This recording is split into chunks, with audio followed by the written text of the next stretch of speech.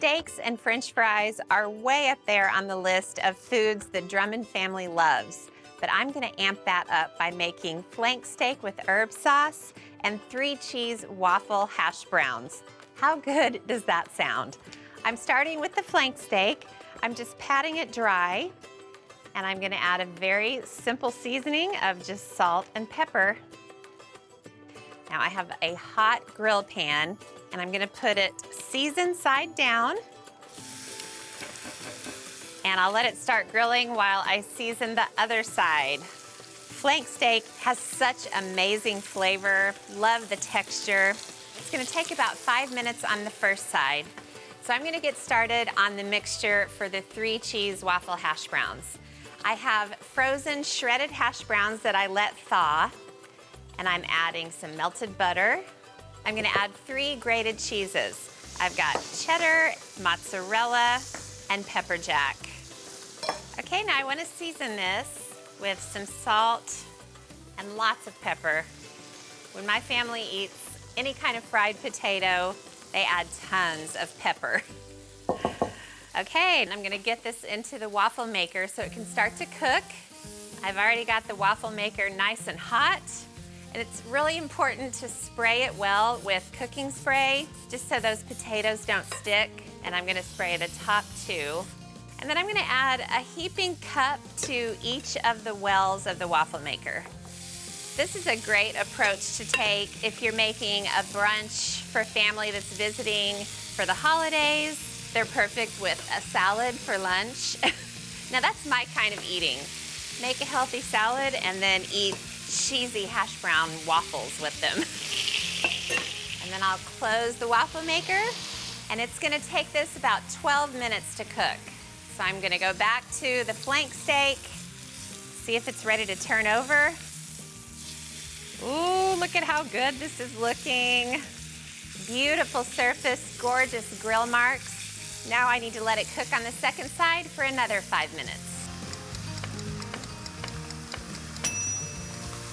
Okay, the steak is finished cooking, so I'm gonna get it off of the pan.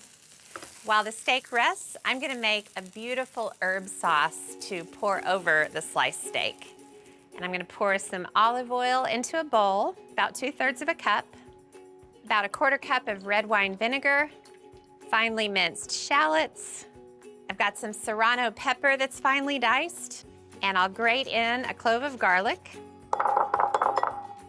And then I'll chop up a mixture of basil, mint, parsley, and cilantro.